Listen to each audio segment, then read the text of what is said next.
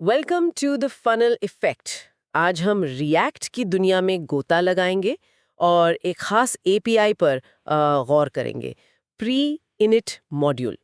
सुनने में शायद ये थोड़ा टेक्निकल लगे, लेकिन वेब परफॉर्मेंस के लिहाज से ये काफी दिलचस्प हो सकता है। हाँ, बिल्कुल। आजकल परफॉर्मेंस पर बहुत ध्यान दिया जाता है। और हमारी ये सारी बातचीत रिएक्ट के ऑफिशियल डॉक्यूमेंटेशन पर ही आधारित है। जी। तो आज हम यही समझने की कोशिश करेंगे कि ये प्री इनिट मॉड्यूल आखिर है क्या, ये अपना काम कैसे करता है, और क्या वाकई ये हमारे वेब डेवलपमेंट प्रोजेक्ट्स की स्पीड और रिस्पॉन्सिवनेस सुधारने में मददगार साबित हो सकता है। चलिए इसे खोलते हैं। ठीक है। लेकिन एक सवाल मन में आता है, वेब डेवलपमेंट में परफॉर्मेंस सुधारने की तो हजार तरीके हैं। सही बात है। तो फिर किसी मॉड्यूल को ब्राउज़र में पहले से ही डाउनलोड और एग्जीक्यूट करवाने की ज़रूरत क्यों पड़ती है? क्या स्टैंडर्ड तरीके काफ़ी नहीं है? ये सवाल बहुत वाजिब है। देखिए, आज के वेब एप्लीकेशंस, खासकर सिंगल पेज एप्लीकेशंस मतलब एसपीएज, जो रिएक्ट जैसी लाइब्रेरीज पर बनते हैं, हाँ, वो काफ़ी कॉम्प्लेक्स हो सकते हैं और यूज़र एक्सपीरियंस के लिए स्पीड वो बहुत क्रिटिकल है। बिल्कुल। यूजर्स चाहते हैं कि इंटरैक्शन तुरंत हो, उन्हें इंतजार ना करना पड़े। तो प्री इनिट मॉड्यूल इसी ज़रूरत को एड्रेस करने का एक तरीका है, एक हथियार है डेवलपर के आर्सेनल में, कह सकते हैं। अच्छा, एक हथियार। तो ये हथियार काम कैसे करता है? बिल्कुल बेसिक लेवल पर प्री इनिट मॉड्यूल क्या है? सीधे शब्दों में कहें तो प्री इनिट मॉड्यूल रिएक्ट डोम लाइब्रेरी का एक फंक्शन है। इसका काम है ब्राउज़र को एक तरह का हेड्स अप देना। ये कहता है कि देखो ब्राउज़र, ये वाला जो ईसीएमएस मॉड्यूल है ना, ईएसएम जिसे कहते हैं, हाँ, ईएसएम। इसकी ज़रूरत जल्दी पड़ने वाली है, तो तुम इसे फटाफट डाउनलोड करो। और सिर्फ डाउनलोड ही नहीं। एग्जीक्यूट भी, मतलब डाउनलोड होते ही। हाँ, बिल्कुल। यही इसका की डिफरेंस है। इसे ईगर फेचिंग एंड इवैल्यूएशन कहते हैं। अच्छा, ईगर फेचिंग एंड इवैल्यूएशन। हाँ, ये मॉड्यूल के इस्तेमाल होने का इंतज़ार नहीं करता। जैसे ही डाउनलोड पूरा होता है, ब्राउज़र उसे एग्जीक्यूट कर देता है। ओह, इसका मकसद है कि जब असल में उस मॉड्यूल की ज़रूरत पड़े, तो वो पहले से तैयार हो। एग्जीक्यूशन का जो इनिशियल ओवरहेड होता है, वो पहले ही हो चुका हो। समझ गई। तो ये लोडिंग टाइम को कम कर सकता है, खासकर परसीव्ड लोडिंग टाइम को। एग्जैक्टली। ठीक है, तो डाउनलोड और एग्जीक्यूट दोनों काम फौरन। इसका इस्तेमाल कैसे करते हैं? सिंटैक्स कैसा है इसका? सिंटैक्स काफ़ी स्ट्रेट फॉरवर्ड है, ज़्यादा मुश्किल नहीं। आपको बस प्री इनिट मॉड्यूल फंक्शन को कॉल करना है और उसमें 2 आर्ग्यूमेंट्स देने हैं। 2 आर्ग्यूमेंट्स कौन से? पहला है href, जो कि मॉड्यूल का यूआरएल है, मतलब मॉड्यूल कहाँ रखा है उसका पाथ। ठीक है, यूआरएल। और दूसरा https.example.com module.js, as.script। Okay, href और ऑप्शंस ऑब्जेक्ट। इस हाँ। ऑब्जेक्ट में क्या-क्या बता सकते हैं? हाँ, इस ऑप्शंस ऑब्जेक्ट में कुछ ज़रूरी प्रॉपर्टीज हैं जो कंट्रोल देती हैं कि मॉड्यूल कैसे लोड हो। जैसे? सबसे पहली और ज़रूरी प्रॉपर्टी है as। हाँ। इसकी वैल्यू हमेशा स्क्रिप्ट ही होनी चाहिए। ये ब्राउज़र को साफ-साफ बताता है कि हम एक जावास्क्रिप्ट मॉड्यूल लोड कर रहे हैं। अच्छा, ये बताना जरूरी है कि ये स्क्रिप्ट है, कोई सीएसएस या इमेज नहीं। बिल्कुल, ये रिक्वायर्ड है, इसे देना ही होगा। ओके, एज स्क्रिप्ट, ये तो क्लियर है। और क्या ऑप्शंस हैं इसमें? दूसरी अहम प्रॉपर्टी है क्रॉस ओरिजिन। ये तब रेलेवेंट होती है जब आप मॉड्यूल किसी दूसरे डोमेन से लोड कर रहे हो, ना कि अपनी एप्लीकेशन के सेम ओरिजिन से। अच्छा, क्रॉस ओरिजिन लोडिंग के लिए। हाँ, ये कॉर्स यानी cross origin resource sharing policy को कंट्रोल करती है। इसकी 2 कॉमन वैल्यूज हो सकती हैं, एनोनिमस या यूज क्रेडेंशियल्स। इनमें क्या फर्क है? मतलब कब कौन सा इस्तेमाल करना चाहिए? देखिए, एनोनिमस का मतलब है कि ब्राउज़र मॉड्यूल फेच करते समय यूजर क्रेडेंशियल्स जैसे कुकीज या एचटीटीपी ऑथेंटिकेशन हेडर्स नहीं भेजेगा। ये ज़्यादातर थर्ड पार्टी मॉड्यूल्स के लिए स्टैंडर्ड प्रैक्टिस है। ठीक है। और यूज क्रेडेंशियल्स तब इस्तेमाल होता है जब सर्वर को रिक्वेस्ट के साथ क्रेडेंशियल्स की जरूरत हो, शायद मॉड्यूल एक्सेस करने के लिए कोई ऑथेंटिकेशन चाहिए। अच्छा, तो ये सिक्योरिटी के लिहाज से सही वैल्यू चुनना जरूरी है? हाँ, बिल्कुल। गलत कॉन्फ़िगरेशन से मॉड्यूल लोड नहीं होगा या सिक्योरिटी रिस्क भी पैदा हो सकते हैं। ये तो काफी महत्वपूर्ण लगता है, खासकर सिक्योरिटी के लिए। और कोई ऑप्शंस? हाँ, एक और सिक्योरिटी फीचर से जुड़ा ऑप्शन है इंटेग्रिटी। इंटेग्रिटी? ये सब रिसोर्स इंटेग्रिटी मैकेनिज्म का हिस्सा है। इसमें आप मॉड्यूल का एक क्रिप्टोग्राफिक हैश जैसे SHA-384 हैश वो प्रोवाइड करते हैं। एक हैश वैल्यू देते हैं। जी। ब्राउज़र मॉड्यूल डाउनलोड करने के बाद उसका हैश कैलकुलेट करता है और आपके दिए गए हैश से मिलाता है। अच्छा। अगर हैश मैच नहीं होते, तो ब्राउज़र मॉड्यूल को एग्जीक्यूट नहीं करेगा। वाह। ये सुनिश्चित करता है कि मॉड्यूल रास्ते में टैम्पर नहीं हुआ है, मतलब किसी ने उसमें कोई मलेशियस कोड इंजेक्ट नहीं किया है। सीडीएन से रिसोर्सेज लोड करते समय ये बहुत फायदेमंद है। ये तो काफी रोबस्ट सिक्योरिटी चेक है। एक और ऑप्शन था शायद, नॉन्स, वो क्या? बिल्कुल, नॉन्स, नंबर यूज्ड वंस, भी सिक्योरिटी से ही जुड़ा है, खासकर कंटेंट सिक्योरिटी पॉलिसी सीएसपी के संदर्भ में। सीएसपी, हाँ। अगर आपकी एप्लीकेशन एक सख्त सीएसपी इस्तेमाल करती है जो इनलाइन स्क्रिप्ट्स या डायनामिकली लोडेड एक्सटर्नल स्क्रिप्ट्स को ब्लॉक करती है, तो आप सर्वर साइड पर एक यूनिक नॉन्स जनरेट करके सीएसपी हेडर और प्रीन इनिट मॉड्यूल के नॉन्स ऑप्शन में पास कर सकते हैं। अच्छा, सर्वर से जनरेट करके। हाँ, इससे ब्राउजर को पता चलता है कि ये स्पेसिफिक स्क्रिप्ट ट्रस्टवर्दी है और इसे एग्जीक्यूट करने की इजाजत है, भले ही जनरल पॉलिसी उसे ब्लॉक करती हो। तो ये सारे ऑप्शंस मॉड्यूल लोडिंग पर काफी फाइन ग्रेन कंट्रोल देते हैं, खासकर सिक्योरिटी और क्रॉस ओरिजिन सिनेरियोज में। जी बिल्कुल। आपने बताया कि ये फंक्शन मॉड्यूल को फेच और एग्जीक्यूट करता है। क्या ये फंक्शन खुद कुछ रिटर्न भी करता है? मतलब हमें कुछ मिलता है इसे कॉल करके? नहीं, डॉक्यूमेंटेशन के मुताबिक प्री इनिट मॉड्यूल फंक्शन खुद अनडिफाइंड रिटर्न करता है। अच्छा, अनडिफाइंड। हाँ, इसका काम सिर्फ ब्राउजर को निर्देश देना है। आप इसे कॉल करते हैं और ब्राउजर अपना काम बैकग्राउंड में शुरू कर देता है। ये एक तरह का फायर एंड फॉरगॉट मैकेनिज्म है। ठीक है, फायर एंड फॉरगेट, तो इसके रिटर्न वैल्यू से हमें कुछ लेना देना नहीं। नहीं। ठीक है। अब इसके काम करने के तरीके में कुछ और खास बातें या सीमाएं, मतलब कैवियट्स है जिनका ध्यान रखना चाहिए? हाँ, कुछ जरूरी पॉइंट्स हैं, कैवियट्स कह सकते हैं। पहला, बताइए। अगर आप गलती से या जानबूझकर एक ही href मतलब सेम मॉड्यूल यूआरएल के साथ प्री इनिट मॉड्यूल को कई बार कॉल कर देते हैं, हाँ, हो सकता है ऐसा। मानोगे, तो ब्राउजर उससे सिर्फ एक ही बार प्रोसेस करेगा। दूसरी या तीसरी कॉल का कोई अतिरिक्त असर नहीं होगा। अच्छा। ब्राउजर इतना स्मार्ट है कि वो डुप्लीकेट रिक्वेस्ट और एग्जीक्यूशंस को इग्नोर कर देगा। इसे आइडेम्पोटेंसी कहते हैं। ये तो अच्छी बात है, बेवजह के नेटवर्क रिक्वेस्ट्स और एग्जीक्यूशंस नहीं होंगे। और दूसरा पॉइंट, ब्राउजर एनवायरनमेंट में यानी क्लाइंट साइड पर चलते हुए रिएक्ट कोड में हाँ, आप प्री इनिट मॉड्यूल को लगभग कहीं भी कॉल कर सकती हैं। आप इसे किसी कंपोनेंट के रेंडर लॉजिक के दौरान कॉल कर सकती हैं, किसी यूज इफेक्ट हुक के अंदर कॉल कर सकती हैं, या फिर किसी इवेंट हैंडलर जैसे बटन क्लिक के रिस्पॉन्स में भी कॉल कर सकते हैं। ब्राउजर इन निर्देशों को हैंडल कर लेता है। लेकिन सर्वर साइड रेंडरिंग यानी एसएसआर या सर्वर कंपोनेंट्स का क्या? आजकल ये भी काफी इस्तेमाल होते हैं, वहां कैसे काम करता है ये? हाँ, ये तीसरा पॉइंट महत्वपूर्ण है। सर्वर साइड रेंडरिंग या रिएक्ट सर्वर कंपोनेंट्स के कॉन्टेक्स्ट में प्री इनिट मॉड्यूल का असर थोड़ा सीमित है। सीमित है कैसे?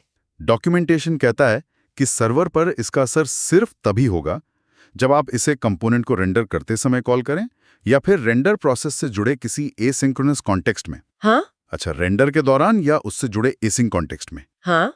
जैसे रेंडर के दौरान कॉल होने वाला कोई एसिंक फंक्शन, अगर आप इसे सर्वर पे किसी और जगह कॉल करते हैं, मान लीजिए किसी यूटिलिटी फंक्शन में जो सीधे रेंडर लाइफ साइकिल से जुड़ा नहीं है, तो उसे नजरअंदाज कर दिया जाएगा। ओह, ओके। सर्वर एनवायरनमेंट में रिसोर्स लोडिंग हिंट्स भेजने के मैकेनिज्म्स अलग हो सकते हैं, जैसे HTTP हेडर्स का इस्तेमाल करना। तो सर्वर साइड यूजेज के लिए कॉन्टेक्स्ट का ध्यान रखना बहुत जरूरी है। ये सर्वर साइड वाला पॉइंट वाकई ध्यान रखने लायक है। अब सबसे बड़ा सवाल, इसे असल में इस्तेमाल कब और कहाँ करना चाहिए? डॉक्यूमेंटेशन किन सिनेरियोज की सलाह देता है? डॉक्यूमेंटेशन मुख्य रूप से 2 सिनेरियोज पर फोकस करता है जहां प्री इनिट मॉड्यूल फायदेमंद हो सकता है। पहला सिनेरियो क्या है? पहला सिनेरियो है रेंडरिंग के दौरान प्री लोडिंग और प्री एग्जीक्यूशन। रेंडरिंग के दौरान? हाँ, मान लीजिए आपके पास एक कंपोनेंट है और आपको पता है कि जैसे ही ये कंपोनेंट या इसके अंदर के चाइल्ड कंपोनेंट्स रेंडर होंगे, उन्हें फौरन एक खास ESM मॉड्यूल की जरूरत पड़ेगी। ठीक है। और आप चाहती हैं कि वो मॉड्यूल ना सिर्फ डाउनलोड हो, बल्कि डाउनलोड होते ही एग्जीक्यूट भी हो जाए, ताकि इनिशियल सेटअप कॉस्ट पहले ही इनकर हो जाए। ऐसे में आप उस कंपोनेंट के रेंडर लॉजिक के अंदर ही प्री इट मॉड्यूल कॉल कर सकती हैं। इसका कोई उदाहरण है डॉक्यूमेंटेशन में? हाँ, डॉक्यूमेंटेशन में ऐप रूट कंपोनेंट का उदाहरण दिया है। कंपोनेंट के रिटर्न स्टेटमेंट से ठीक पहले लिखा है preinit module https:/example.com module.js as script। अच्छा, रिटर्न से पहले। हाँ, इसका मतलब है कि जैसे ही ऐप रूट रेंडर होना शुरू होगा, ब्राउजर को सिग्नल मिल जाएगा कि भाई इस मॉड्यूल को फेच करो और एग्जीक्यूट कर दो। तो जब तक रिएक्ट रेंडरिंग पूरी करके डॉम अपडेट करेगा, हो सकता है मॉड्यूल एग्जीक्यूशन का काम बैकग्राउंड में शुरू हो चुका हो। एग्जैक्टली, यही आइडिया है। लेकिन आपने शुरू में कहा था कि ये एग्जीक्यूट भी कर देता है। क्या हमेशा एग्जीक्यूट करना फायदेमंद होता है? हो सकता है मुझे मॉड्यूल सिर्फ डाउनलोड करके रखना हो, एग्जीक्यूट बाद में करना हो जब जरूरत पड़े। बहुत अच्छा पॉइंट उठाया। यहीं पर रिएक्ट डॉम के दूसरे रिलेटेड एपीआईज काम आते हैं। अच्छा, और भी एपीआईज हैं? हाँ, प्री इनिट मॉड्यूल फेच और एग्जीक्यूट दोनों करता है। अगर आपकी जरूरत सिर्फ मॉड्यूल को डाउनलोड करके ब्राउजर कैश में रखने की है, ताकि बाद में जब आप उसे डायनामिकली इंपोर्ट करें तो वो तुरंत अवेलेबल हो, नेटवर्क लेटेंसी ना लगे, लेकिन आप उसे तुरंत एग्जीक्यूट नहीं करना चाहते, हाँ, ये भी हो सकता है, तो उसके लिए प्रीलोड मॉड्यूल एपीआई है। प्रीलोड मॉड्यूल सिर्फ फेच करता है, एग्जीक्यूट नहीं। ओके, प्रीलोड मॉड्यूल सिर्फ फेच के लिए। और अगर वो स्क्रिप्ट ESM मॉड्यूल ही ना हो, कोई पुरानी जावास्क्रिप्ट फाइल हो तो? उसके लिए तीसरा एपीआई है, प्री इनिट। प्री इनिट, हाँ, ये नॉन मॉड्यूल स्क्रिप्ट्स के लिए। ये स्क्रिप्ट को फेच करता है और एग्जीक्यूट भी करता है, प्री इनिट मॉड्यूल की तरह, लेकिन ये स्टैंडर्ड स्क्रिप्ट्स के लिए है, ESM मॉड्यूल्स के लिए नहीं। अच्छा, तो 3 एपीआईज हैं, pre init module, preload module और प्री इनिट। जी, तो आपके यूज केस पर डिपेंड करता है कि आप कौन सा चुनेंगे। प्री इनिट मॉड्यूल खास तौर पर ESM मॉड्यूल्स के लिए है, जिन्हें आप ईगरली एग्जीक्यूट करवाना चाहते हैं। ये तीनों एपीआईज के बीच का अंतर समझना वाकई जरूरी है सही इस्तेमाल के लिए। चलिए अब दूसरे सिनेरियो पर आते हैं। वो क्या था? दूसरा सिनेरियो है इसे किसी इवेंट हैंडलर के अंदर इस्तेमाल करना। इवेंट हैंडलर में कैसे? कल्पना कीजिए कि आपके एप्लीकेशन में एक कॉम्प्लेक्स विज़ार्ड है जो कई स्टेप्स में यूजर से इनपुट लेता है। जैसे कोई मल्टी स्टेप फॉर्म। हाँ बिल्कुल। इस विज़ार्ड को शुरू करने के लिए एक बटन है, स्टार्ट विज़ार्ड। जब यूजर इस बटन पर क्लिक करता है तब विज़ार्ड से जुड़े हैवी जावास्क्रिप्ट मॉड्यूल की जरूरत पड़ती है। हाँ, तब तक शायद वो कोड लोड नहीं हुआ होता। एग्जैक्टली। तो इसमें प्री इनिट मॉड्यूल कैसे मदद करेगा? आप ये कर सकते हैं कि जैसे यूजर बटन पर क्लिक करते, हाँ, आप अपने ऑन क्लिक हैंडलर में विज़ार्ड को लॉन्च करने वाले फंक्शन स्टार्ट विज़ार्ड जैसा कुछ को कॉल करने से पहले प्री इनिट मॉड्यूल कॉल कर दें उस विज़ार्ड वाले मॉड्यूल के लिए। डॉक्यूमेंटेशन में कॉल टू एक्शन कंपोनेंट का उदाहरण यही दिखाता है। ऑन क्लिक फंक्शन में पहले प्री इनिट मॉड्यूल कॉल होता है और फिर स्टार्ट विज़ार्ड। इसका फायदा क्या होगा लॉजिक चलाने से पहले कॉल करने का? फायदा यह है कि मॉड्यूल को फेच और एग्जीक्यूट करने का प्रोसेस यूजर के क्लिक करते ही या क्लिक करने और स्टार्ट विज़ार्ड के एग्जीक्यूट होने के बीच के जो माइक्रो मोमेंट्स होते हैं, हाँ, उसी में शुरू हो जाता है। अगर आप इंतजार करते कि पहले स्टार्ट विज़ार्ड चले, फिर वो विज़ार्ड कंपोनेंट रेंडर करे और फिर वो कंपोनेंट अपने यूज इफेक्ट में जाके मॉड्यूल लोड करे, तो देर हो जाती। हाँ, उसमें थोड़ी ज्यादा देर लग सकती थी। इवेंट हैंडलर में प्री इनिट मॉड्यूल कॉल करने से नेटवर्क रिक्वेस्ट और मॉड्यूल एग्जीक्यूशन थोड़ा पहले शुरू हो सकता है, जिससे यूजर को विज़ार्ड दिखने में लगने वाला परसीव्ड टाइम कम हो सकता है। एग्जैक्टली। यूजर को लगेगा कि एप्लीकेशन ज्यादा रिस्पॉन्सिव है। ये तो यूजर एक्सपीरियंस के लिए काफी मायने रख सकता है, खासकर स्लो नेटवर्क्स पर या लार्ज मॉड्यूल्स के साथ। बिल्कुल। ये दोनों सिनारियोज काफी प्रैक्टिकल लगते हैं। लेकिन आजकल तो ज्यादातर लोग रिएक्ट के साथ Next.js या रीमिक्स जैसे फ्रेमवर्क्स इस्तेमाल करते हैं। हाँ, ये बहुत कॉमन है। तो क्या उनमें भी हमें ये मैन्युअली कॉल करना पड़ेगा? फ्रेमवर्क्स खुद नहीं करते ये सब? एक बहुत ही महत्वपूर्ण सवाल है और डॉक्यूमेंटेशन भी इसे एड्रेस करता है। ज्यादातर मॉडर्न रिएक्ट फ्रेमवर्क्स जैसे Next.js, रीमिक्स, गेट्सबी वगैरह रिसोर्स लोडिंग ऑप्टिमाइजेशंस को खुद ही बहुत स्मार्टली हैंडल करते हैं। उनमें राउट बेस्ड कोड स्प्लिटिंग, प्री फैचिंग जैसे हॉवर पर या विजिबिलिटी पर लिंक्स के रिसोर्सेज फैच करना, हाँ, Next.js में होता है, और प्री लोडिंग के लिए बिल्ट इन मैकेनिज्म्स होते हैं। तो मतलब डेवलपर्स को शायद प्री इनिट मॉड्यूल जैसे लो लेवल एपीआईज की जरूरत ही ना पड़े, फ्रेमवर्क ही संभाल लेगा। मोस्टली हाँ। फ्रेमवर्क्स का एक बड़ा फायदा यही है कि वो परफॉर्मेंस बेस्ट प्रैक्टिसेस को एब्स्ट्रैक्ट कर देते हैं, डेवलपर के लिए काम आसान बनाते हैं। सही। वेब पर्दे के पीछे शायद प्री इनिट मॉड्यूल या ब्राउजर के नेटिव फीचर्स जैसे लिंक, रेल, मॉड्यूल प्रीलोड या सर्विस वर्कर्स का इस्तेमाल कर रहे हो, लेकिन ये इम्प्लीमेंटेशन डिटेल्स डेवलपर से छुपी रहती हैं। डेवलपर को बस फ्रेमवर्क के कन्वेंशंस फॉलो करने होते हैं, जैसे फाइल सिस्टम बेस्ड राउटिंग, और फ्रेमवर्क रिसोर्स लोडिंग को ऑप्टिमाइज करने की कोशिश करता है। फिर इन लो लेवल एपीआईज को समझने का क्या फायदा अगर फ्रेमवर्क सब कर ही रहा है? नहीं, इसके कई फायदे हैं।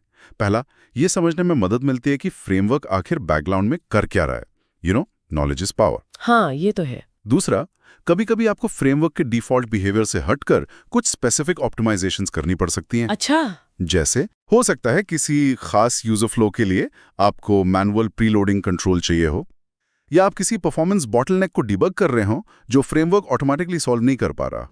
हाँ, डिबगिंग में काम आ सकता है। बिल्कुल, उस समय इन एपीआईज की जानकारी बहुत काम आती है। और तीसरा, अगर आप बिना किसी हैवी फ्रेमवर्क के रिएक्ट इस्तेमाल कर रहे हैं किसी कस्टम सेटअप में, हाँ, वनीला रिएक्ट में, तब तो आपको रिसोर्स लोडिंग खुद ही मैनेज करना होगा और तब ये एपीआई सीधे तौर पर काम आएंगे। ये बात तो सही है। फ्रेमवर्क्स जादू नहीं करते, वे भी इन्हीं अंडरलाइंग प्रिमिटिव्स का इस्तेमाल करते हैं। तो कुल मिलाकर एक डेवलपर को इन सब details, preinit module, preload module, integrity, nonce, server side caveats, इन सब की परवाह क्यों करनी चाहिए? क्या ये माइक्रो ऑप्टिमाइजेशंस में ज्यादा घुसना नहीं है? मेरे विचार में इसकी परवाह करना जरूरी है, खासकर अगर आप हाई क्वालिटी वेब एप्लीकेशंस बनाना चाहते हैं। क्वालिटी के लिए? हाँ, वेब परफॉर्मेंस सिर्फ नाइस टू हैव नहीं है, ये यूजर एक्सपीरियंस का कोर पिलर है। यूजर्स धीमी अनरिस्पॉन्सिव साइट्स को बिल्कुल पसंद नहीं करते। सही बात है। स्टडीज दिखाती हैं कि लोडिंग टाइम का सीधा असर यूजर एंगेजमेंट, बाउंस रेट और हाँ, कन्वर्जन रेट्स पर भी पड़ता है। मतलब बिजनेस इंपैक्ट भी है सीधा। बिल्कुल।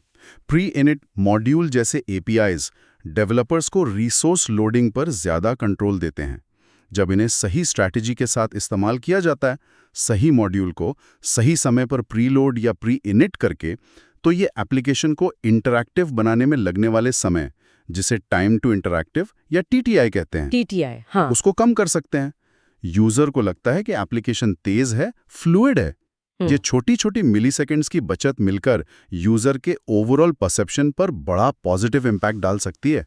ये सिर्फ टेक्निकल मेट्रिक सुधारने की बात नहीं है, ये यूजर को फ्रस्ट्रेशन से बचाने और उन्हें एक बेहतर डिजिटल एक्सपीरियंस देने की बात है। बिल्कुल। परफॉर्मेंस ऑप्टिमाइजेशन एक स्किल है जो अच्छे डेवलपर्स को बाकियों से अलग करती है ना? डेफिनेटली। बिल्कुल सही कहा। परफॉर्मेंस सिर्फ स्पीड नहीं, यूजर सेटिस्फैक्शन का मामला है। तो चलिए आज की इस गहरी चर्चा को समेटते हैं। जी, हमने देखा कि रिएक्ट डॉम का प्री इनिट मॉड्यूल एपीआई एक तरीका है जिससे हम ब्राउजर को ईएसएम मॉड्यूल्स को जल्दी फेच और एग्जीक्यूट करने का निर्देश दे सकते हैं। हाँ, ईगरली। हमने इसके पैरामीटर्स देखे, href और ऑप्शंस ऑब्जेक्ट, जिसमें एज, क्रॉस ओरिजिन, इंटेग्रिटी, नॉन्स होते हैं, और उनके इम्प्लीकेशंस को समझा।